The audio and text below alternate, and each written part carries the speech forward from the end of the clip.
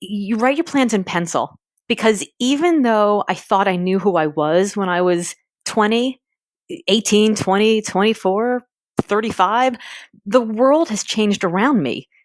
To wit, recording a podcast on the internet that's going to be listened to on mobile phones.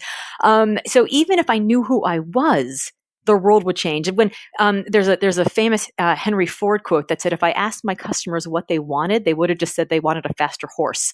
So the world changes so rapidly. So even if you know who you are, you don't know what the world's going to look like. So A, you probably don't know who you are, but B, you take it with a grain of salt and a little bit of humility, because the way you react into the world will be different.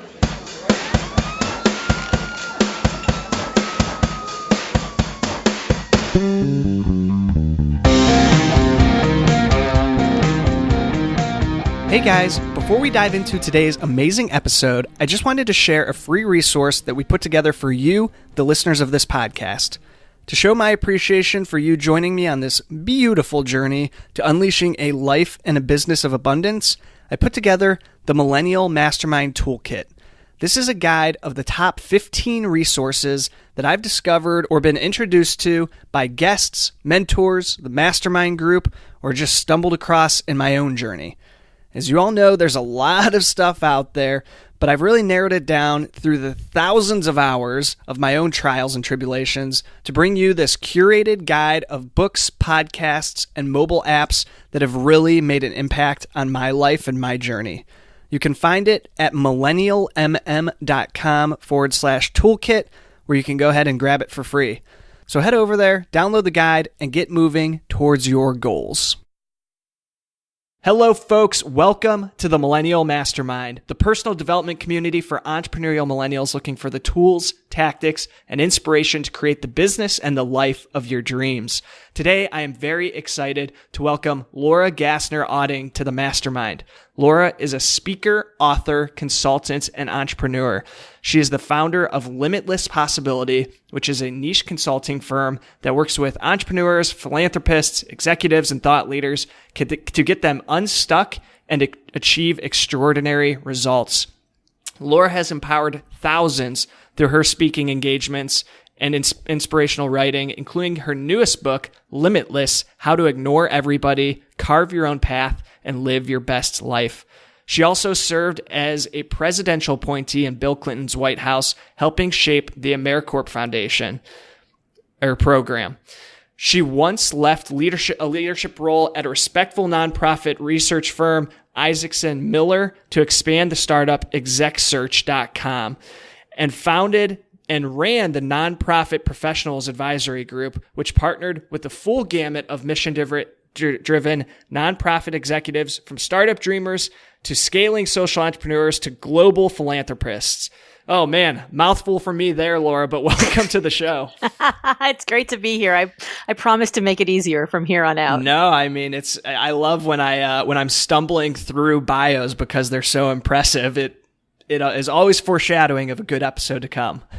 Well, that's good. That's good. We're going to live up to that. Well, I would love to go ahead and start with the book because I'm fascinated with the title and specifically the subtitle. So it's Limitless: How to Ignore Everybody, Carve Your Own Path, and Live Your Best Life.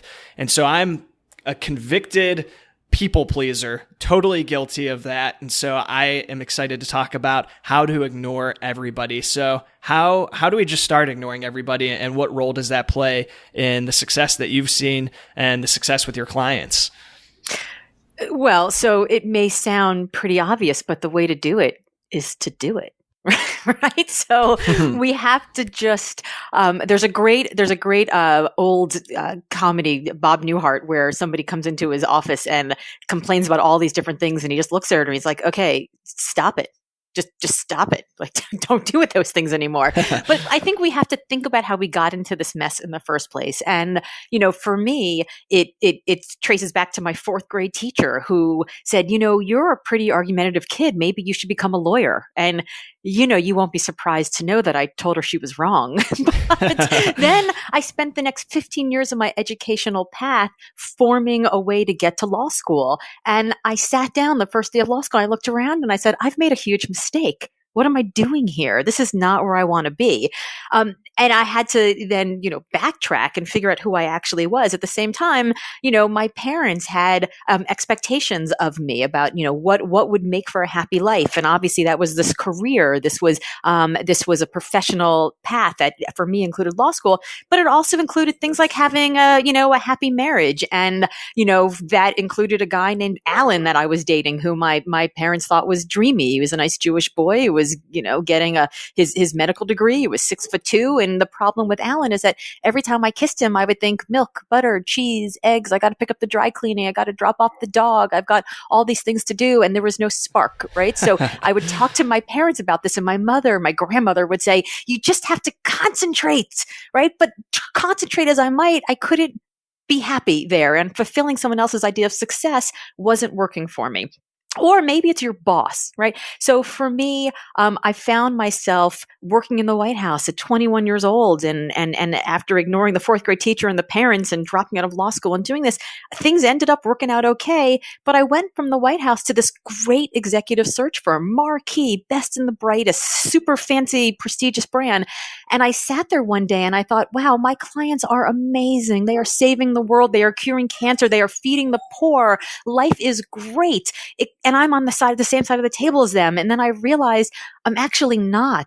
They're doing all these wonderful things, and I am helping them do it by pulling that lever of talent, which is so all important. But sitting in between us is the profit and loss statement of the company. And so I actually have two bosses.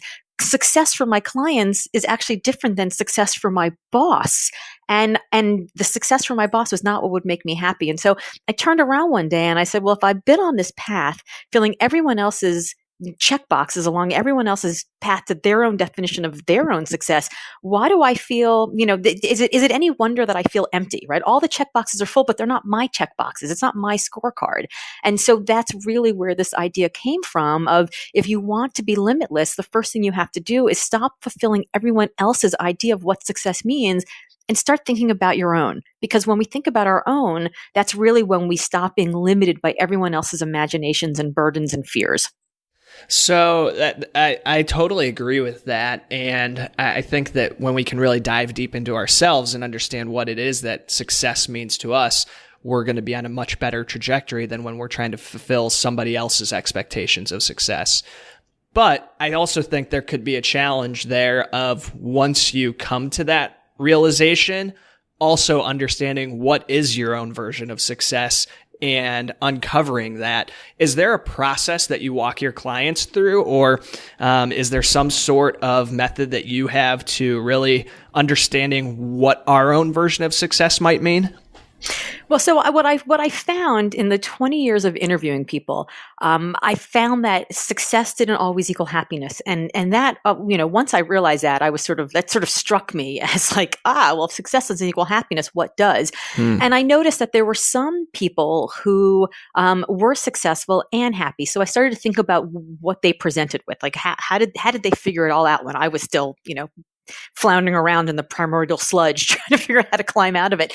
And what it came down to, I found, was this feeling of consonance, when they were in alignment, they were in flow, when their very best version of themselves was being called upon to solve the problem at hand, the thing that they wanted to do in the world. And when their life and their work wasn't in this sort of funky balance, but was actually in alignment, so that what they did matched the who they were. And so for me, it breaks down to having four things in your life: calling, connection, contribution, and control. And at each age and at every life stage, we're going to have and want these four things in different amounts.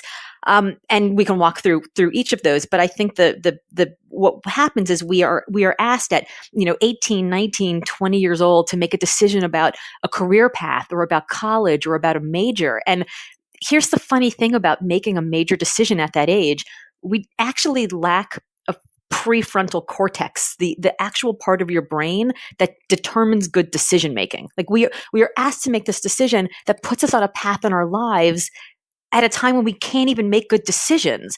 And so we decide who we are at this very young age, and then we have to make decisions about who we're not later. And so, yeah, it's definitely difficult to do that. And so the questions that I ask people, and I actually have a quiz that I've set up at limitlessassessment.com that actually asks about 60 questions, and it walks people through each of the elements of calling, connection, contribution, and control, so that people can figure out how much of each of these they want and how much of each of these they have in their lives, so that they can start thinking about specific action steps to get what they're looking for and get unstuck and become limitless. That's really interesting. Yeah, I know when I was trying to decide on my major, I battled with that for years before finally landing on marketing in my junior year, just because I had to make a decision. So there was definitely some prefrontal cortex development still happening at that point for me, I know. Yeah, it's really hard. And what happens is that those majors become definitional to who we are. What are you? I am a marketing major. Well, right. That's not what you are. You're Brad, right? Like there's lots of things that Brad is, but I am marketing is that was definitional to what you were studying, but it's not definitional to who you are in the world. And when we short shrift our self-discovery by allowing someone else to force us to create labels early on, we forget to experiment and to fail and to try new things and to live out there on the very edge of our incompetence so that we can learn what we love and what excites us. So with those 4 attributes of happiness that you mentioned, calling, connection, contribution, and control, are those sequential in that order, or are those things that are constantly being juggled in terms of what our focus is on them? I'd love just to dive into that concept a little bit further and maybe talk about each one of those, what role they play in that happiness formula. I wanted to create a beautiful visual image for the 4 elements of consonance.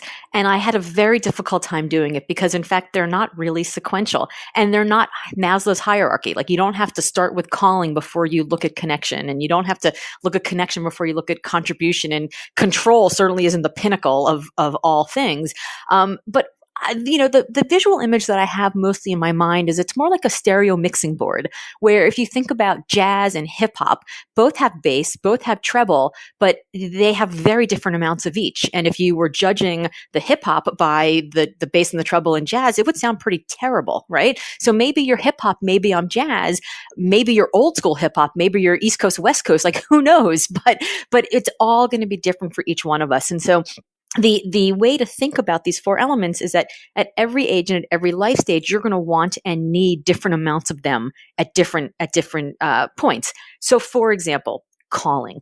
Calling is that gravitational force to something that's more than yourself, that's something that's bigger. And it could be purpose writ large and lofty, curing cancer, feeding the poor, saving the environment. But it could also be building your business. It could be building the company's bottom line. It could be a leader who inspires you. It could be getting out of debt and buying a car. It could be buying, as you get older, buying a beach house. It could be anything. And the important thing to remember about calling is that the only person who gets a vote about what your purpose is, what your calling is you. So that's calling. Connection is, what is the work you're doing on a daily basis, and is it connected to that calling you wish to serve? So does the work you're doing actually matter? Like what would happen if you called in sick tomorrow? Would anybody notice? Do you understand how your work is impacting the speed and trajectory at which that calling is served? 3, contribution. Whereas connection is all about the work, contribution is all about you. The work that we're doing should contribute something to our lives, but what? Right? Are you manifesting the values that you care about on a daily basis through the work that you're doing? Is it paying you enough for the lifestyle that you want to live? Is it giving you the flexibility for the life you'd like to have? And is it allowing you to build a career in the way that you'd like? And then lastly, control. And control really is all about how much control you have, how much personal agency do you have about the projects that get assigned to you, the teams with which you work, the leaders under whom you're mentored, how much your own hustle impacts your ability to earn. So control is about how much control do you actually have to impact the connection and the contribution that you will have towards serving that calling. So if you think about me dropping out of law school at 21 years old to join a presidential campaign, I had all the calling in the world, right? I was like inspired. I had a leader who I adored, and I wanted to make the world a better place. But I was fetching coffee. I was a gopher. I mean, I had no connection whatsoever, but it didn't matter to me because even though I was worth my weight in ramen soup, I had contribution in the form of manifesting those values every single day in my work. And also, by the way, if he won, I might have gotten a pretty sweet job out of the deal. So that was a ton of contribution. And then in terms of control, I had zero control at all because I didn't know if they were going to assign me to go to Little Rock or go to Montana for an assignment. But all I cared about at that time was calling and contribution. Now, in the middle of my life, it's a whole different ball of wax because I actually do care about connection and control much more. I am an entrepreneur, and that means I absolutely, in my heart of hearts, need to have control over exactly what I do and whether or not it matters to the things that I care about.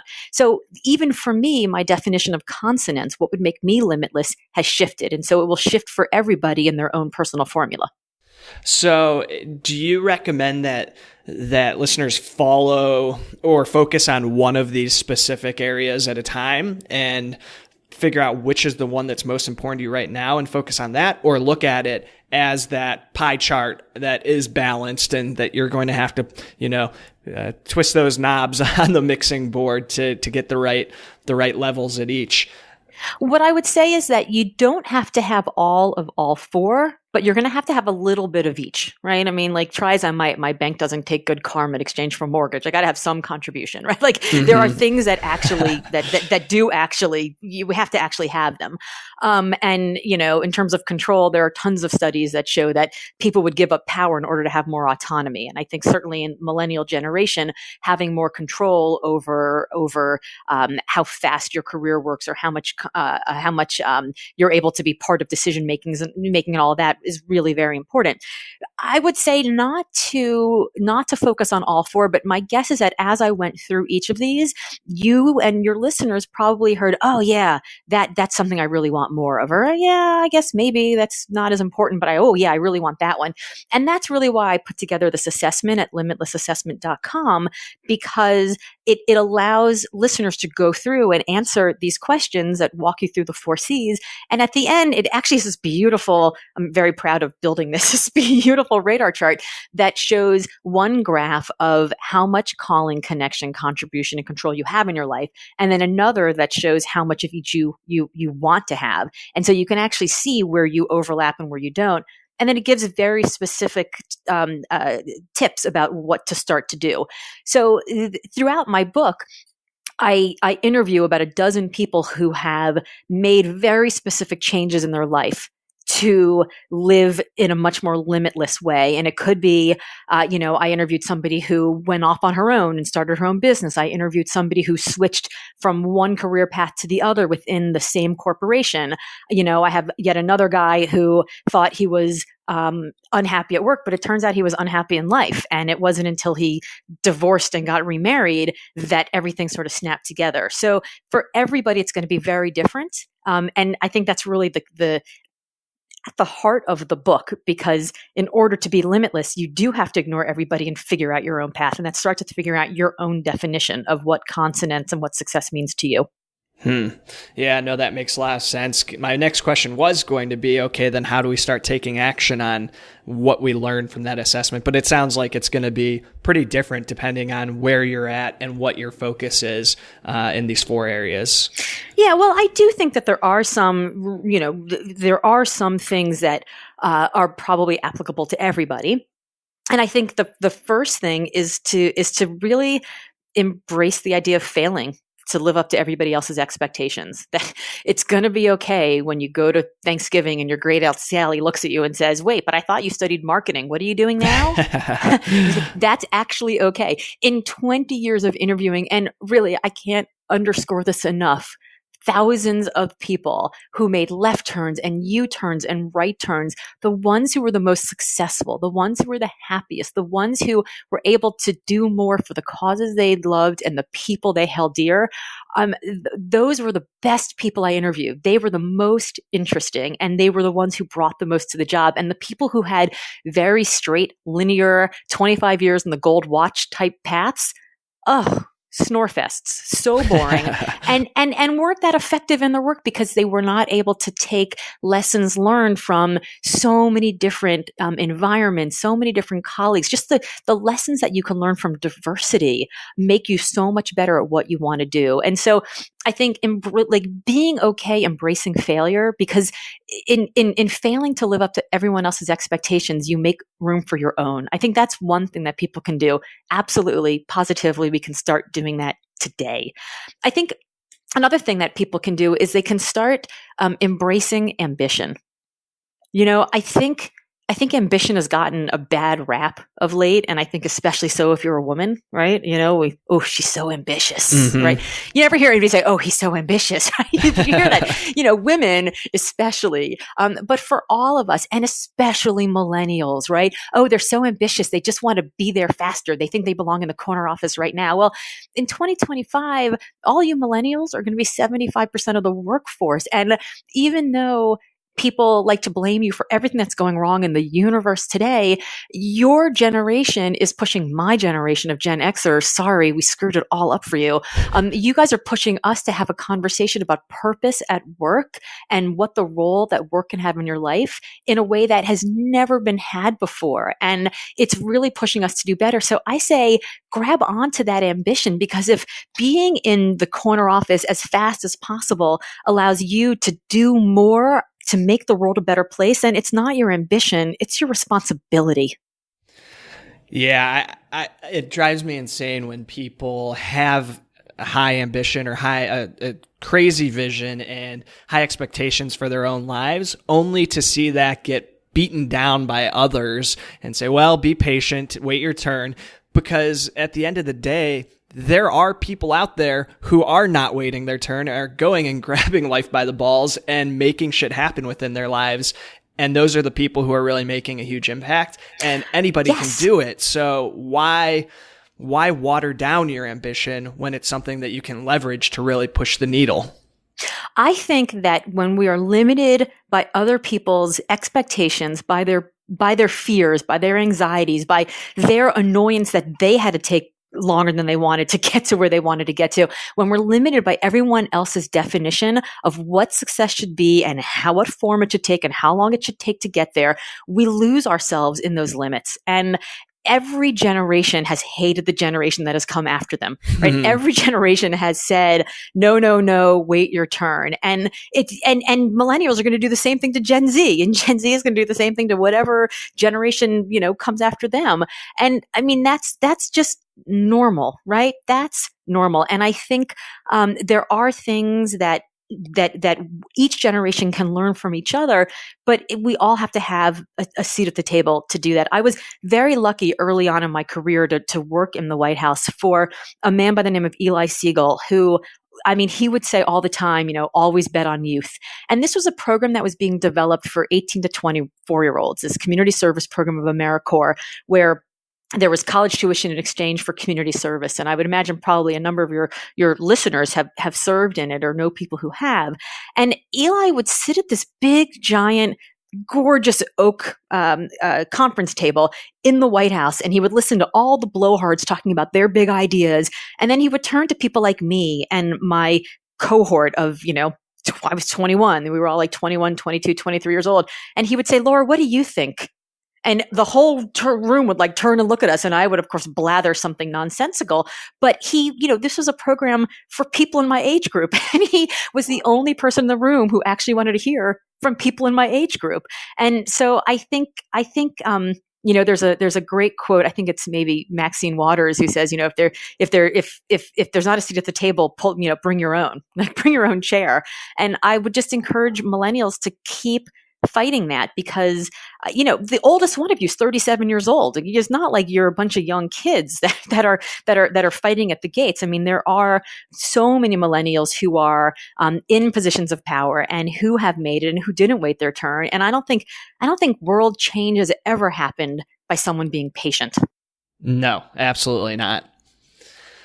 Another concept that you talk about that I'd love to cover a little bit here is this idea of helping your clients get unstuck.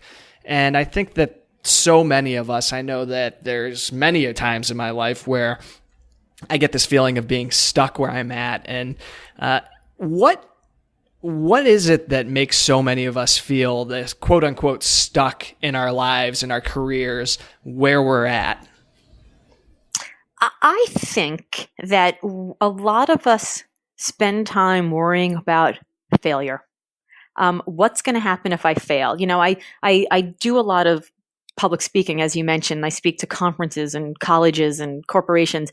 And whenever I do, there's always someone in the back of the room who asks me, well, how long did it take to write your business plan when you started your last business? How long did it take to make your plan to do any of the things that I've done?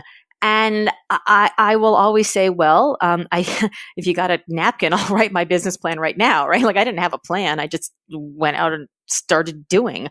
I think that we are not confident in dreaming big dreams because we're told that if you can dream it, you can do it. I could dream that I could be the Queen of England all day long and nobody's going to bring me tea and crumpets at 3 p.m. I mean, I have tried and my dog will not figure out how to do it without eating them on the way. But I am a firm believer that if you start to do, then you can dream bigger. Like imagine if you're standing at the bottom of a mountain range and you say, I want to go to the top of that mountain. And you think that's the top, right? Like that's your big dream. Once you get to the top, you go, oh, wait, there's actually 5 other mountains that are even taller. And once you get to those, you realize there's even more beyond them. But if you limited your dreams to just what you could see in front of you, if you can dream it, you can do it, then you would end up on that mountain and you'd be just right there at the lowest of all the peaks. I would rather see people start to do. And once you start to do, you're like, oh, I got to the top of this one. I didn't think I could make it, but now I see there's 5 more. And since I got to the top of this one and I was good, I've now demonstrated competence to myself that tells me that I can have the confidence to actually build the bigger dream. So when people ask me that question, I always say, well, they're always like, well, what would happen if you failed? And I'm like, I don't know. What would happen if you fail with the thing you want to start? And of course, they'll always say something to me like, well, I would go back to my cubicle in some nameless, faceless corporation and I would, put my time in until I figured out my next business plan. And I'm like, great, awesome. What would you do if you succeeded? And they don't know. They haven't actually spent time. They spend so much time worrying about the failure, not embracing the failure and making a plan for that they haven't thought about the success. And so I think if you start to do, and then you start to envision the success and you start to prove to yourself that you've got the success coming, then you can actually start moving and dreaming bigger on the way. And so I think the way to get unstuck, the best antidote to a rut is just action of some form. Put one foot in front of the other and do something. Mm-hmm. Yeah. And I think that there's so many times where when you start taking that action, you uncover opportunities that you never knew were even options. You didn't even know that these things existed. And to use your analogy, those mountains behind that first one in the range, you not being able to see those, the only way that you're going to is if you start hiking that mountain. And maybe you don't make it to the top. Maybe you take the long route around it, around the base, but at least you started walking, and then you can see those other mountains that make more sense for you to climb. Absolutely. And the other thing that happens along the way is you go on what my 16-year-old calls a side quest. I don't know if you're a gamer, but my 16-year-old, being a 16-year-old boy, of course, is a gamer. And I woke up one morning when I had the last chapter due of the book, and I was so stressed out. I had a terrible night of sleep. I knew I had the chapter due, and I knew it was due at the end of the week, and I knew I wasn't going to make any progress that day. I was lamenting my tale of woe to my son, and he said, well, why don't you just go on a side quest? I was like, well, what's a side quest? And he said, well, like if you're playing a video game with your friend and the idea of the game is to go to the top of, is to go to the castle and slay the dragon and save the princess, But, you have to wait for your friend to log on. You can either sit there and stare into space, or you could do other things. Like, it's not your main quest, but you could go on a side quest. You can tend your crops, and you can cut your wheat, and you can take that wheat to the market, and you can sell it for money that you can use to buy the horse and the sword, so that when you get to the castle, you can slay the dragon and save the princess. And he's like, so if you can't do stuff that's on the way to your main quest, he's like, what else can you do today that at least can move the ball forward? So for me, maybe I wasn't writing the chapter that week, but I was doing stuff to build out my email newsletter list, or I was putting stuff on Instagram or Facebook, or like building out social stuff. For millennials who are listening to this, it's listening to podcasts like this. It's reading books like mine. It's taking the assessment. It's going to lectures. It's watching YouTube videos. It's all the things that you could be doing to educate yourself on what might be something of interest to you, so that when the opportunity strikes, you're ready. Because you never know when you jump down the rabbit hole of additional knowledge or additional information. It may turn out that you don't want to go to the top of the mountain. It may turn out that halfway along the way, you've run into somebody who's, brewing their own kombucha or something, and you decide that's what you're interested in doing. But everybody, but you don't learn that if you've only got this one singular myopic definition, which is like leaning into the fastest and most expedient path to the corner office. Go on side quests and figure out who you are. And, you may learn that you've got multitudes inside of you. And life is long. I'm on my third career at this point, and never in a million years expected to be a speaker and an author. I had a completely different idea of what I'd be doing at this age, and I'm having the best time ever, because it's all fueled by this sense of adventure. Like, there is an adventure on every corner, and if you just stop for a moment and look around, you'd be amazed at what there is to say yes to.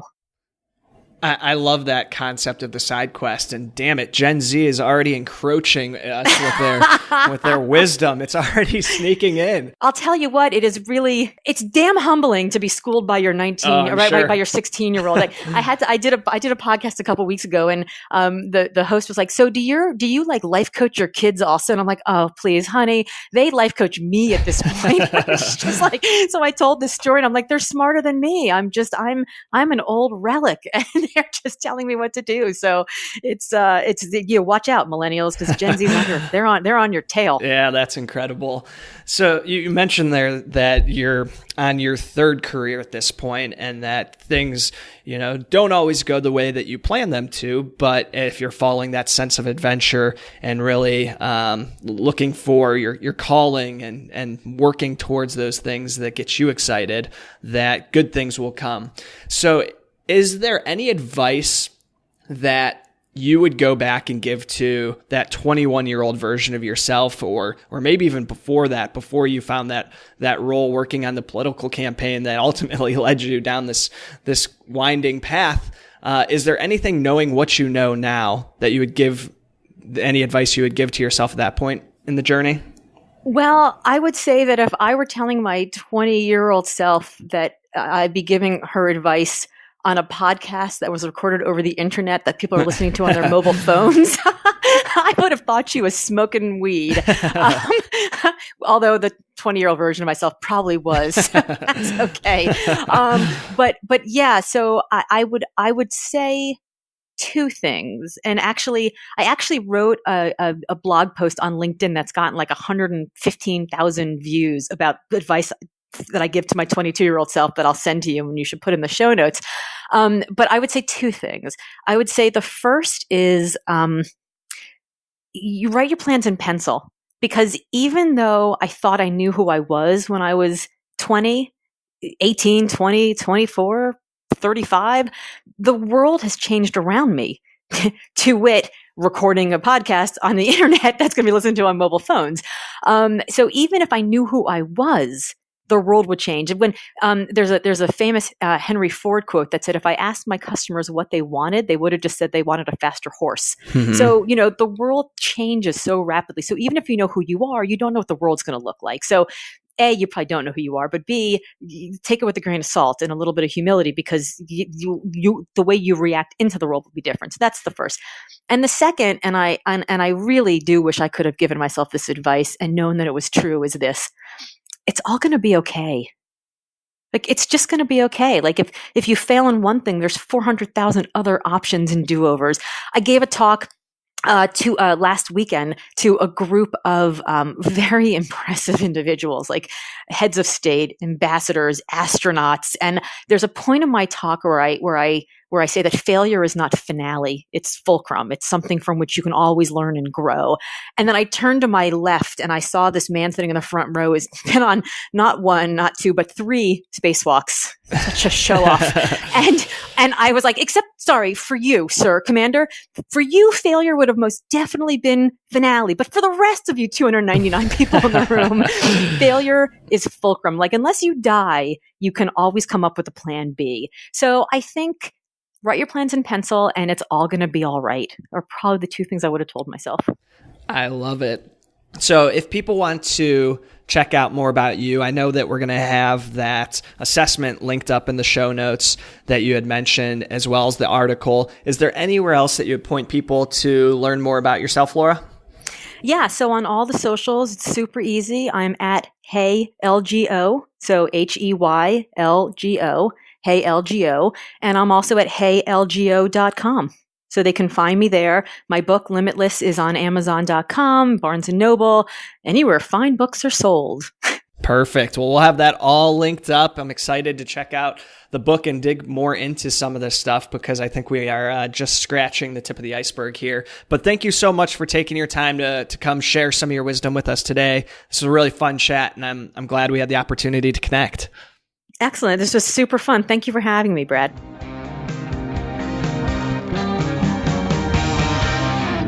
Hey guys, thanks for tuning in today. If you enjoyed this episode, please show some love by leaving a quick rating or review in Apple Podcasts or your favorite podcasting app. Thanks, y'all.